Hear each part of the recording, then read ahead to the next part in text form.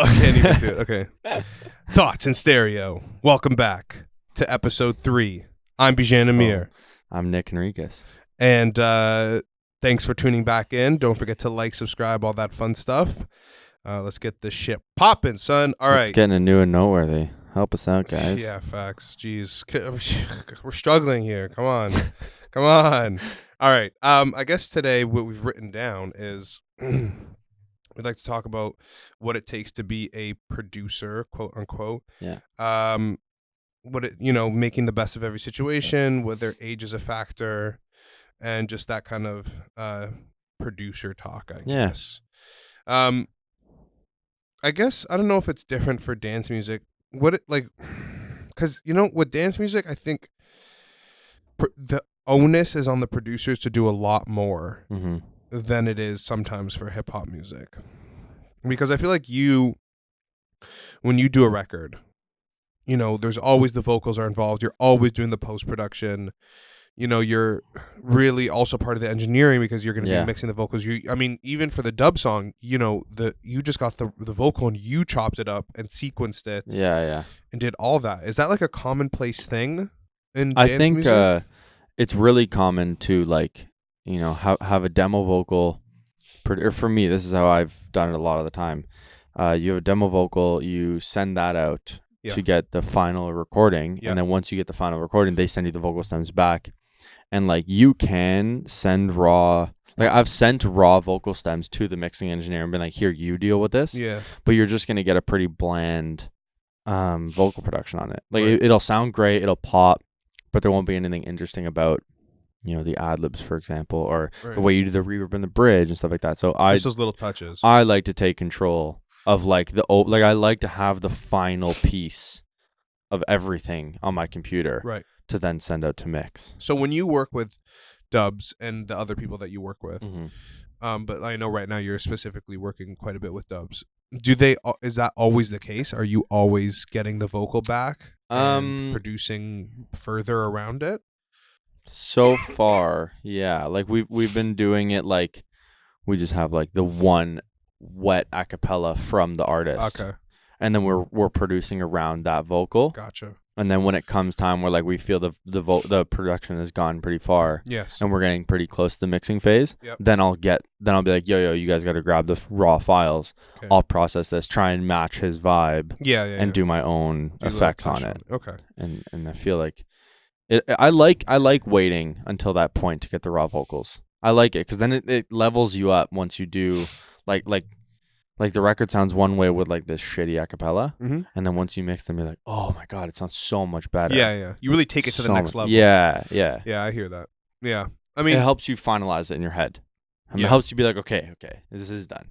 I don't need to mess around with this anymore. Because you have a vision of the record, I would imagine, when you produce it, make the beat and whatnot, and then I feel like when you get the acapella, it really helps you take it to where you had imagined it in the first place. Yeah, I guess if that makes sense. Yeah, because it really lets you take control of the song as opposed to just half of the song. Yeah, because and you know what, I guess generally speaking, what we're gonna go on today is people always ask. People always ask in general, not me specifically, but people just generally have the debate, are you a beat maker or are you a producer? Yeah. Right? The classic, you make beats or you're a producer?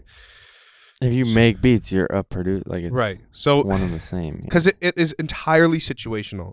Yep. For me, of course, I consider myself a producer, obviously. But there's times where, say it's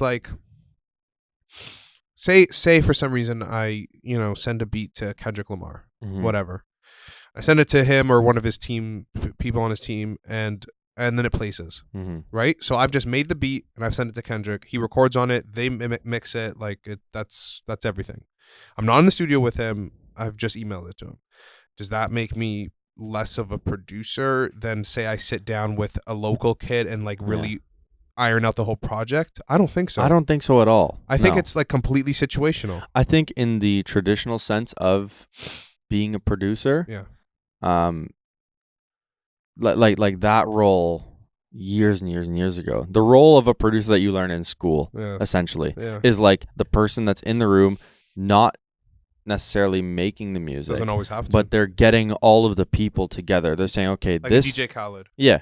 This producer with these writers with this singer or rapper, whatever it happens to be, mix, and then we're gonna get mixed by this person. Yeah. You know, we're gonna bring this session guitarist in because it's, you know, perfect for this style of music. Like that's the original sense of a producer. But I don't think it's even close to that anymore. Like you as a producer or me as a producer, we're doing all those things anyways. Yeah. It's know? like but like we're also just like making everything ourselves. Yeah. And that's exactly right. And it's like for me, it's like, you know, one situation doesn't make you any less producer than the next person. Like, just because for some placements, I'll just email a beat and they'll record on it. And then for some situations, I'll do 2 to 3 sessions and like for one song, you know, and really be like, you know, try this melody or, you know, maybe change this line or we're going to restructure it like this or we're going to do this and that. Like, I don't think that really determines like, oh, well, he's the beat maker. Because if all I, you know, because if someone just knew the one time, like just of my work, the only time they have heard about me is the one time I emailed Kendrick and he rapped on my beat. They'll be like, that's just a beat maker. But they don't know. No, they don't know everything else you've done. Exactly. Yeah. So that doesn't make you any less of a beat maker or a producer. I don't know where the term beat maker came from. Right. I think it just came out in like the recent years just because it's having people were like, oh, anyone can make hip hop now, which is true. Like, and it is true. Like, if you put your mind to it, I had no music knowledge before I started producing. Zero. I never even listened to music. I was not a music kid. I never had an iPod. I never did none of that. Like, weird. People bring. I know. Honestly, I know. Like when people bring up like, and I think I've talked about this before on this podcast. But it's like when people bring up like old songs and stuff, I'm like, I don't know what this is. Like, I never truly, like, my family was never. I never understand how people can be like, oh, that one single, oh, that was like September of 1992. I'm like, what? How do you I don't know what even month like Nice for What came out. I know. And it was last year. Yeah. You know what I mean? Like, was it? Yeah. Yeah, exactly. Was it? Last year? Yeah. That's what I'm saying. Like you ask my dad, he's like, oh, Led Zeppelin? Oh, it was 1989. Yeah, the good old summer of 82. July 13th. Yeah, I remember the exact day I bought that cassette. Yeah. And I'm like, damn, I wish I had that great memory. Yeah. Like, what? And it's also because the advent of technology and music, and it's like so easy to just, whoop, you open up your phone, you click save on an album on Spotify, Apple Music, and it's done. Yeah. And that's when it came out. There's no memory of you walking to the store, like, waiting for July 13th of 75 because that's when Rolling Stones would drop, like this whole situation, like it was like an event. Now you're just like, cool. New album's out today. Oh, nice. Song, boop, done. Check that out in the car later. Yeah, exactly. And it's because, you know what, there's so many more people, especially in hip hop, doing it because technology's become way more available and the software needed to make beats has become way more available. And of course with pirating, like anyone can get it. Yeah. But again, sorry, going back to yeah, I have actually owned all my software. Me as well. But going back to what it takes to be a producer, you don't need a music knowledge. Like, I feel like I'm a producer, and artists can attest that I have, like, I'm the ability to sit down and be like, hey, do this, let's put this together. I've done that. I have an executive production credit on an album that came out last year, and I don't know any music. Like, I know my way around a keyboard, but I was never musically trained. I can't I forget sheet music. Same. I had to, like, kind of figure out. I was all self-taught. Yeah. And it's like, does that make me less of a producer? I No, don't think so, of course not.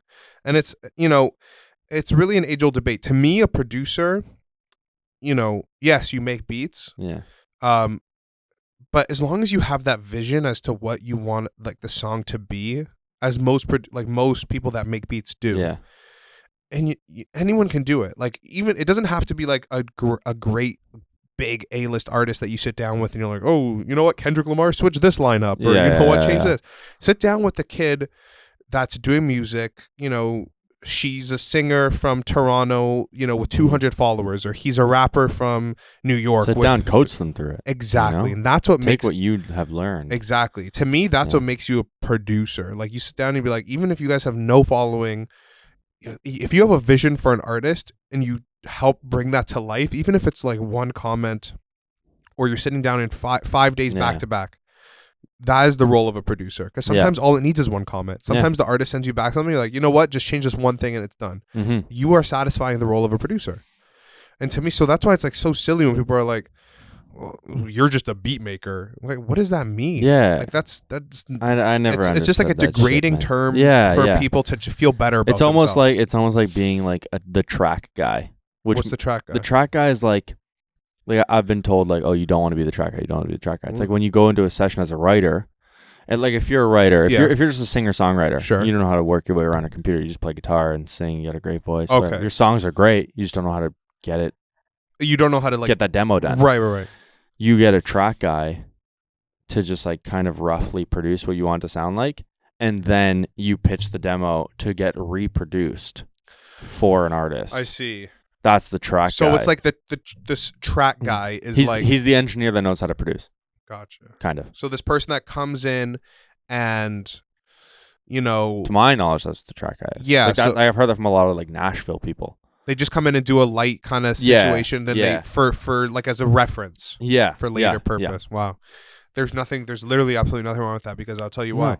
You're getting paid from that. You're gonna have a percentage of the song because of that, unless they usually get a percentage of the song, I would hope. Unless like everything's swapped out, yeah. Right. But I mean, like, if they're like writing a melody, then yeah, absolutely. Exactly. Yeah. And you're starting the idea. Mm-hmm. That song wouldn't exist without this track guy. Yeah. Right? So that is you're just as important. Yeah. Because say I start an idea, and you know, I started a little idea, which this actually happened, and I started a little idea with a songwriter in LA as a pop song. And, you know, it was like this real simple, like the beat was nothing special. Like, you know, we just did a general template and he recorded on it and it sounded super dope. And I brought in Cure, producer, CVRE, very dope, instrumentalist. He came in, he did some guitar on it. He helped me produce it some more. And then we took it to Rourke in London on the track, which they work very closely. Rourke as a producer, engineer. London is London. Everyone knows London. And, you know, and then everyone kind of built it up. But would I be the track guy in that situation? Like, no, you started the idea. Exactly. So that's why is there such a lot of the things that I'm working on, like, you know, back to the dub stuff. Yeah. With that Get Out My Face song. Classic. The whole song's a bass line. Dun, dun, dun, of course, you know? That was in the demo. Yeah. You know, like when Bridge sent us the vocal, he sent us the vocal and that bass line looping. So what did I do? I just like made it sound better. You just brought out more from it. Yeah, I did drums and made the song sound better. Arranged it, you know, changed around his arrangement a little bit. Added little things here, a little horn. But what's still the driving factor of the song? It's what he did. It's like it's his bass line, and it's fucking great. Right. So like you could say that his producer or his engineer that recorded his vocal is the track guy. But without that track guy, that song wouldn't be anything today. That bass line wouldn't be fire. That's a great that just is so. As soon as you hear it, dun, dun, yeah, dun, everyone's like, "Oh man, here we go." I think of the Casey Frey video too. Oh god, too good. Yeah, classic. Yeah. So I mean, I guess for what it means to be a producer is just a stupid, in my opinion, it's just a stupid question. It's anyone can be a producer. Anyone can be a producer as long as you have a vision for something. And then what that brings me to what I had written down here: making the best of every situation. So there's a lot of times where, yes, like if you look at as a producer like Kenny Beats, he's a real. Oh Jesus, that was dumb of me. Yeah, no, I got it. He's a real, like in every sense of the word, definitely a producer. Yeah. Like he'll sit down. He doesn't. I heard. You know, he knows Ableton so well. He doesn't let a session finish without getting an idea or a song done. He'll track them. He'll mix it. Like he'll do everything in the session. And that's someone that I look up to in that sense, because like that. Imagine like you start and almost finish an idea in one session. I feel like I try and be like that. Me too. And that's the thing. I'll try and mix as I go. Yeah, exactly. So by the end of the session, like you know, a lot of songwriters have something to say about you know, oh, I hate when I go to the session, they don't send a demo for, like, I've heard so many stories of people being like, oh yeah, I went to a session with this guy, but we didn't get a demo for like, it's been 2 months and we still don't have the demo. Because the guy's like, oh, I don't want to send out my production not done, but then they can't find time to do it. Right. So I just say, okay, let's just get it as far as possible. Yeah. And then it's something. Throw a master on it so it sounds a little louder. Yeah, because at least at that point, you can show, even if it's not finished, you can show that artist, team, or, you know, remind them about that song. And, you know, you could still have something to go off of, like be like, hey, remember this thing that we did, or hey, manager, check out this song that we did. And even if it's not finished, they're like, oh, we should finish this. And then they'll make that a priority for them to finish it. Yeah. Like when I was at the Dreamville camp at the beginning of the year, I was just on the live, they have where the studio was, they have a live room where it's like a stage, and they rehearse there, like for rehearsals. Yeah. And they just set up speakers on the stage, and I was just cooking up on the stage. And that's pretty sick. Yeah, it was nice because like it was nice because I was cooking up real loud, and there was all these artists kind of like filtering through, because that was like a pathway almost between a lot of rooms. Yeah. So I had a lot of people coming through. They're like, Swizz Beatz came through, and he's like, yo, this beat is super crazy. Like, daps me up. I was like, holy shit, you're like Swizz Beatz. Like, sick. what? Yeah, like, that's dope. Yeah, like, you know what I mean? Like, great opportunity. He just like, and it was a crazy story. And I'll just like quickly like, and actually, it's part of what I'm getting at. So DJ Khaled walks by. Doesn't say much. He's pretty quiet in person.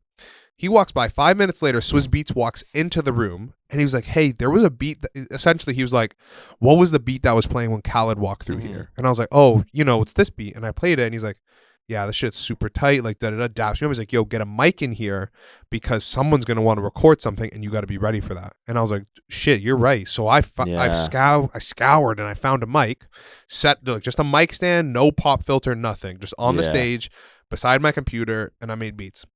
Not even 5 minutes later, this artist came through that I had a session with previously. Yeah. He's like, yo, we get through the pleasantries. And he's like, hey, do you have any beats? I played a beat. He's like, boom, hook me up right now.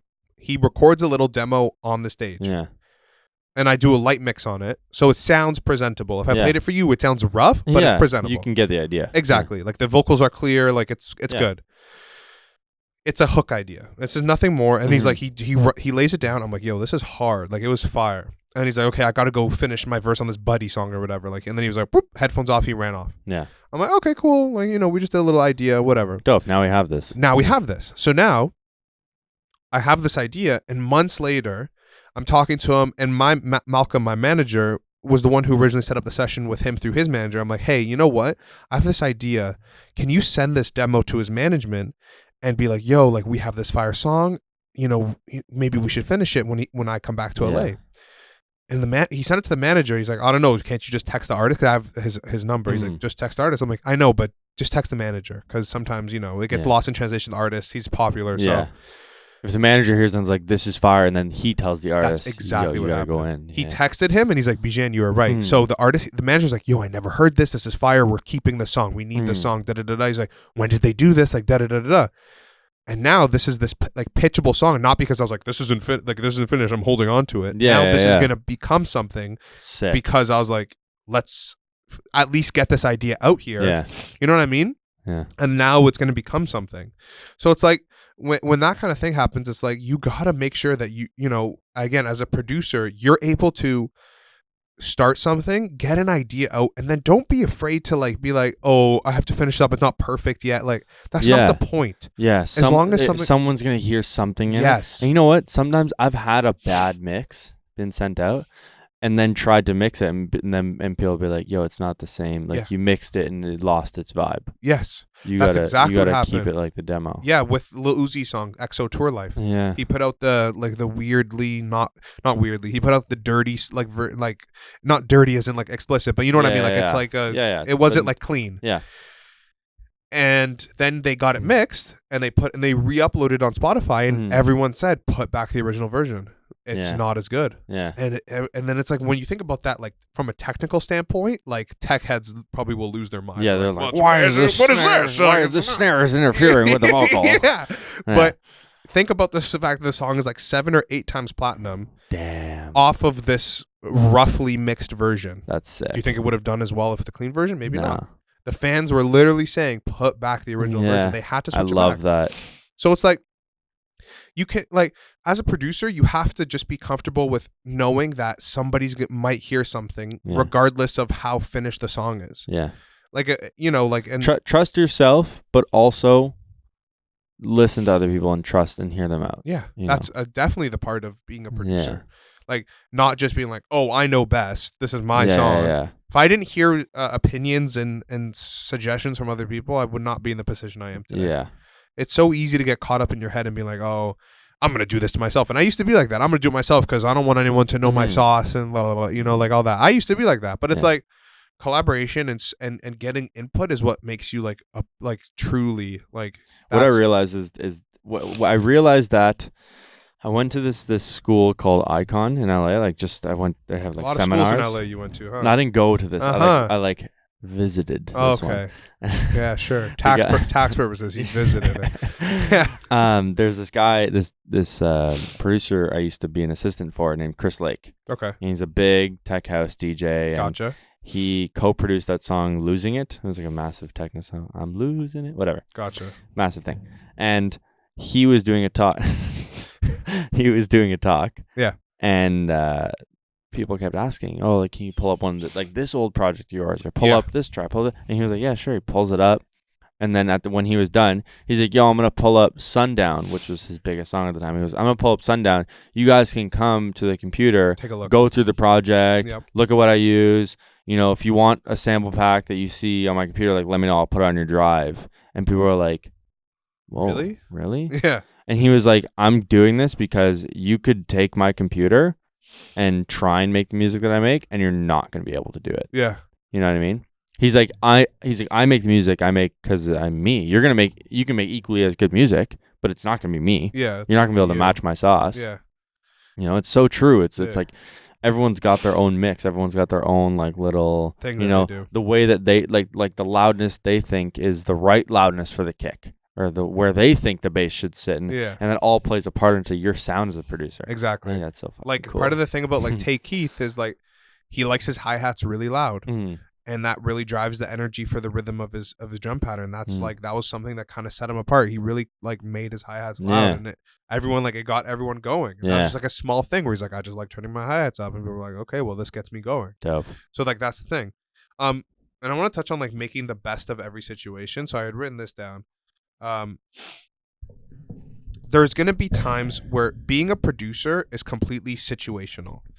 When you what I was talking about before with Kenny Beats is like, say you walk into a session with an artist and you guys are probably on the same level, like for hip hop stuff. Say I'm on this, you know, I'm kind of coming up, and this artist is also kind of coming up. And the session is you and the artist, and that's it. Yeah. That would be a situation where I'd be like, it'd be appropriate to be like, okay, do this and do that, and like really like work together as one person. But there's also times where you have to know how to just sit back, know your role, and sit back and if you're in someone else's session or you are just coming to drop off some beats or whatever, like know how to read the room and just don't overstep, because there's a lot of value in making a great first impression and just shaking someone's hand versus walking into a session with like a Drake and be like, actually Drake, I think you should do this, and like and like no one asked you.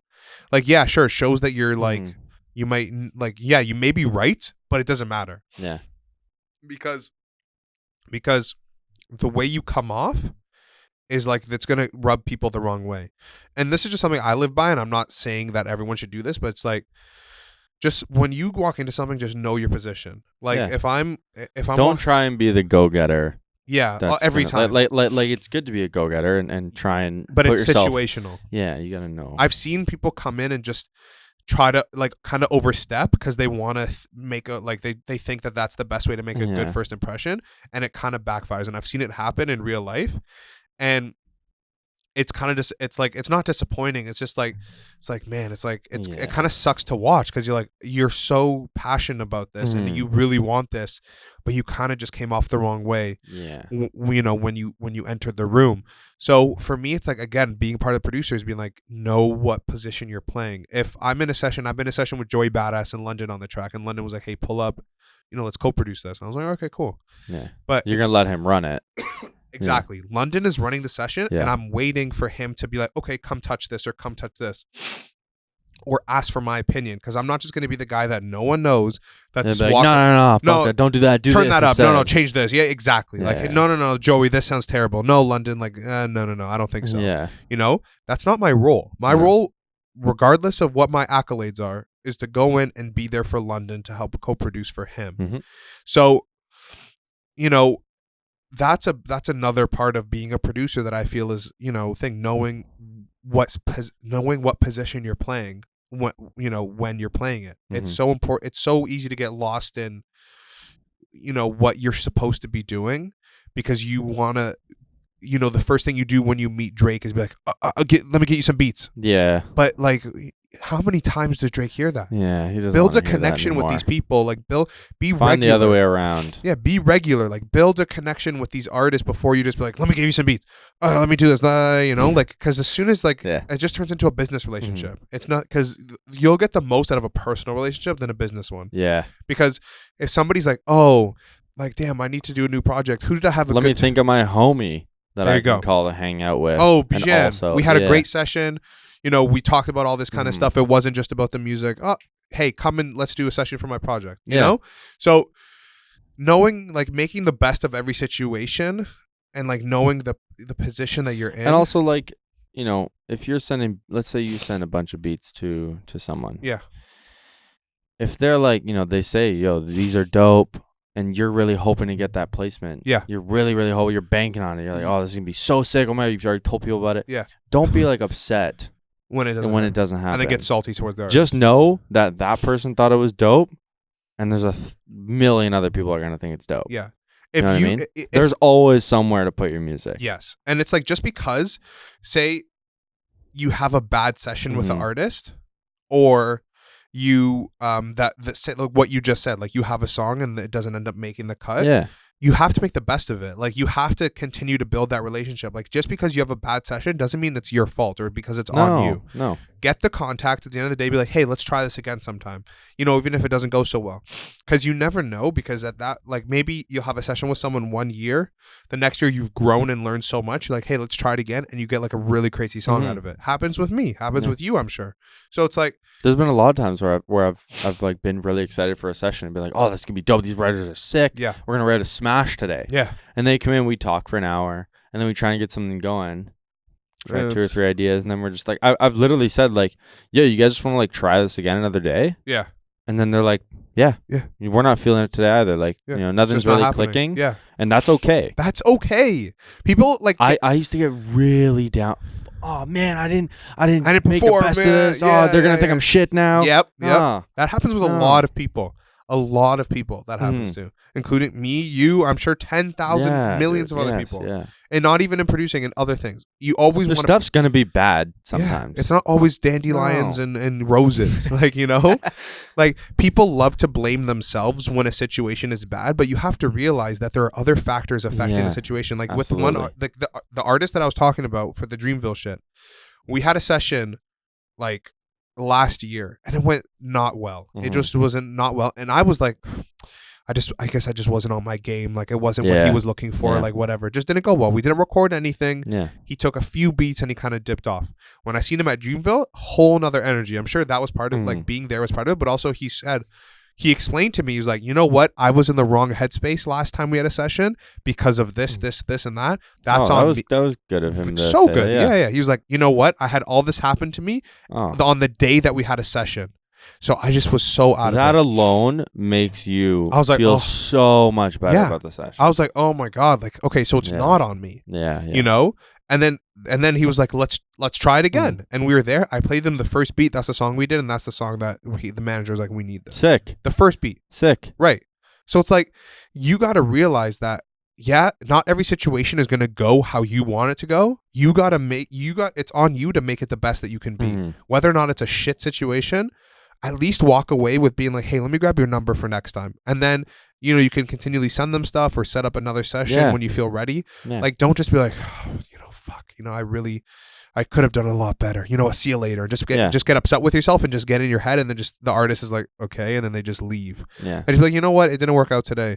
Let's try it again another When I first started doing sessions, I caught myself a couple of times saying like, sorry guys, I'm kind of out of it today. Or like, I'm trying to make an excuse because I can't find the right synth to fit in the song or the bass. I can't come up with a good bass line. So I'm like, oh, sorry guys, I'm kind of tired. I didn't barely stop. I'm like making up excuses just so then they're like, oh, he's having a bad day. he's not shit. Because I was like really scared of people being like, he's just shit. Yeah, this guy's shit. And that's the thing. Like, people don't think that off the bat. Like, you got to do something really bad for people to think you got to be a dick in a session for people to. And then that's automatic. If you're a really good person, you just have a bad day. People don't care if the beat turns out bad. They're like, you know what? He's a nice guy. He's good to hang out with. Yeah, it was good. Yeah. Let's do it again sometime. Absolutely. And I had that with an artist once.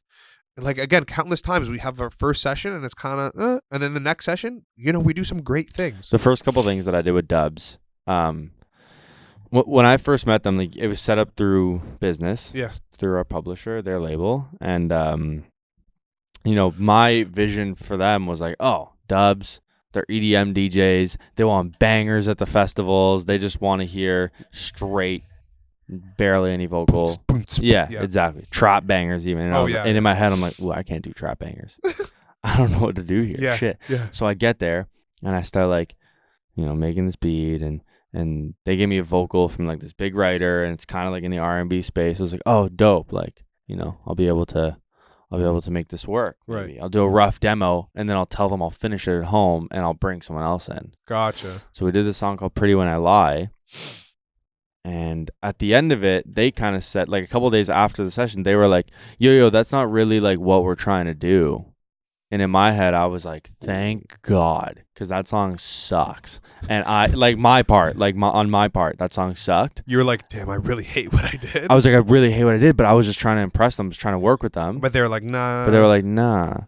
And like, that's okay. Like now, you got to get comfortable. Like, not everything's going to work with the person you're working with. Right. Even if you mesh really well, like, we're homies now. Like, they chat. It's okay. Like, they'll be honest with me now at this point. Yeah. They'll just be like, yo, we don't like this. Yeah. Change it. Yeah. And that's great. Yeah. So much better that way. You'll be good one day. Don't worry. Yeah. You'll be a good producer one day. One day they won't tell you that. Sometimes people don't want to give feedback in the room because they're afraid. They feel bad. Yeah. They're afraid. They're like, oh, let's just try something else. I'd rather you just be like. And you also got to be able to take feedback on the other. People are scared because there are people who are scared to take feedback. Yeah. And they're going to go in defense mode. Yeah, they're going to be like, well, I don't think so because I did this because of this. Yeah. And you're like, okay, well, I'm just trying to. It's a collaborative thing. Yeah. And one of the things we wrote down here is knowing that your music is going to be bad for a bit. Yeah. When you're first starting. Yeah. And sometimes you're going to have a bad day, but that doesn't make you a bad producer. No. You're just learning. You're learning. There's going to be times where you walk into a session where you're out of your element. Yeah. But if you don't do those sessions, you will never never grow. Not you'll grow, but you won't really grow in those directions that you want to grow in. Yeah. Like there's been times where I walked into a session and the artist was like, I'm in a rock mood lately. I was like, God damn, like you're talking to the wrong guy. Yeah. But then we tried a thing. I feel like I remember seeing you post this on Instagram. Yeah, I did. And you were like, I made a rock song. That's fire. Yeah. And we did this like really like punk rock song, which whether or not it comes out, the session was great because we're like, holy, like this is a fire. And you did something you've never done. Exactly. Yeah. And it's just like, you'll never know. Because there's going to be times where like like another producer maybe walks into a session. The guy's like, I'm into a super rock mood. We're just like, well, let's try something hip hop. The artist will be like, yeah, okay, sure, but it's not really what they want. So for me, it's like, okay, at least I'll try a rock song first. And if it doesn't work out, I'm not going to be scared to say no to try it. I'll try it. If it doesn't work out, at least I tried. Yeah. I have the tools accessible to me to know where to put the pieces together. Like I'll get this guitar from this pack or this VST and the drums from this pack, and I know like a basic rock rhythm and like that kind of thing. Yeah, at least I'll give it a shot. If it comes out shit, it comes out shit. It's not my genre and I'm not going to feel bad about it. At least I gave it a shot. And if it comes out good, then shit, I did something new. Yeah. And if it comes out bad, then I'll just go back to be like, okay, maybe we'll try something rock and fused with hip hop type situation, because I'm comfortable with hip hop and I could add some rock elements, and make that kind of work. So, I feel like making the best of it every situation is one of the key factors of being a producer. Knowing that everything can be salvaged. Everything. Yeah. Really. There's actually this year, I think more than ever, I've gone back to projects from like 4 to 5 years ago and like pulled something just because like something something someone said like triggers an idea, and you're like, Wait a whoa. minute. They're like, oh, what about like this kind of melody, like this artist? And I'm like, oh, hold on. I did something like that. I did that thing. What's the name of it? Yeah. Let me look. And you look, and you're like, oh shit, this is it. You pull it in, and it's perfect. Yeah. And you're like, oh, sick. Yeah. This is amazing. It's right there. They're like, never delete your shit. Yeah, no. Never. I save mostly everything. Yeah. Unless it like really. When I first started, I was deleting a lot. Me too.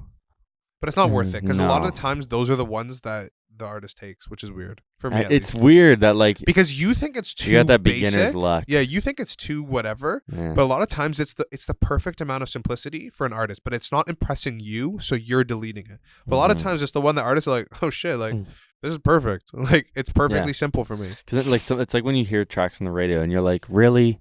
There's 3 notes. Yeah. This is what caught his ear. Yeah. And it's true. But that's what Simple happens. stuff. I want to close off by asking you one question. Okay.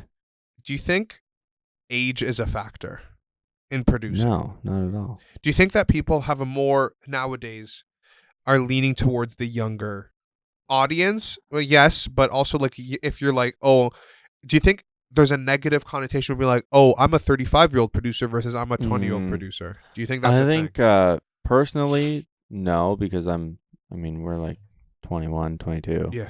So it's like we're fairly young. Actually, we're not even young. But that see, plays a part. But We're where'd not you even get that young mind? in this anymore. But exactly. So that tells you Yeah. that there's focus on the young people in this in the There's industry. a lot of young Because people. you're saying 21 to 23 is not young. Yeah. That's very young. Yeah, I know. There's a lot of times where I I know. mean people that are at least 27 and they think they're old. And I'm Yeah. like, you're not old either. No. That's not even close. No.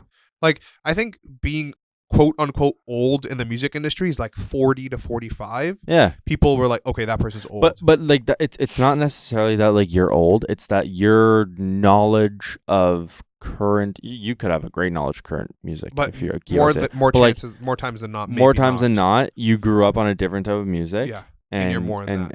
and maybe stick to that. Yeah. You know, if you're good at it, obviously if you want to adapt to make modern stuff, You can. amazing. Yeah. You can do it. But I think that's why it comes in because people are like, oh, they're not up to date on the current times. But they can be like, and I always bring up the fact that Quincy Jones, he did Thriller for Michael Jackson when he was 51. That's nuts. Yeah. He was Wow. 51 when he did Thriller. Holy. And think about how popular that song is. Yeah. Like Frank Dukes didn't like really blow up until he was like 31, 32. Yeah. Like truly blow up. Yeah. Like even maybe later than that. On the other end of the spectrum, when I was still DJing, I had an email for people to send their promos for me to play on like my radio show. I had a bi-weekly radio show and at shows or whatever like that.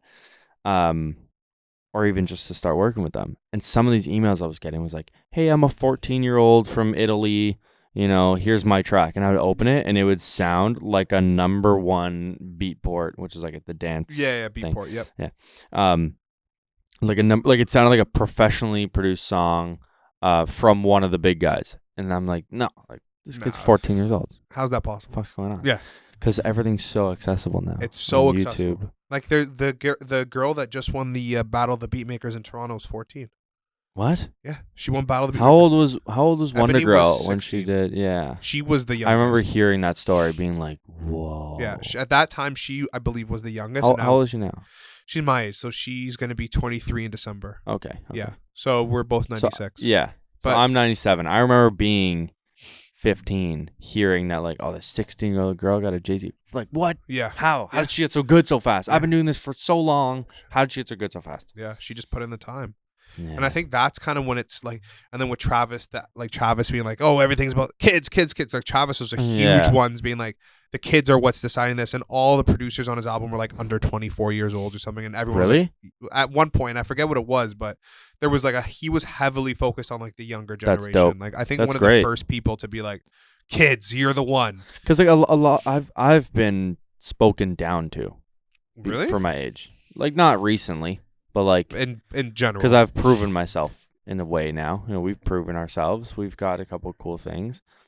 But like I remember being like a 18-year-old, 19-year-old kid going down to LA trying to talk to some people, and they're like, "Oh, what do you know? you have so much to learn. Yeah, that's you the have classic. so much time ahead of." And you're just like, "Fuck you, man! Like really, like."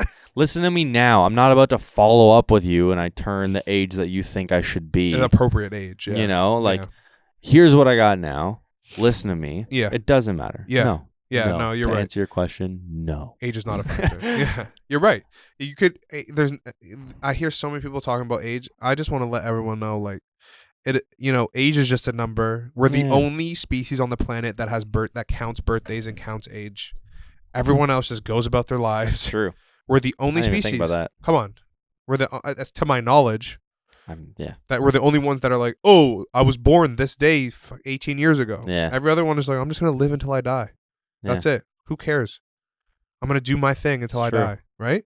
So whether good way to look at it. Yeah, whether or not you're, it's birthdays or whatever, like they're exclusively human. Mm-hmm. Whether or not you're 35 or 15, if you're dope, you're dope. Yeah, I'm not gonna count someone out because they're 37. One of my favorite people to work with is a 37-year-old Frenchman from France. Sick. He's like one of my favorite people to work with. Yeah, he's like a great person, and he's super fire.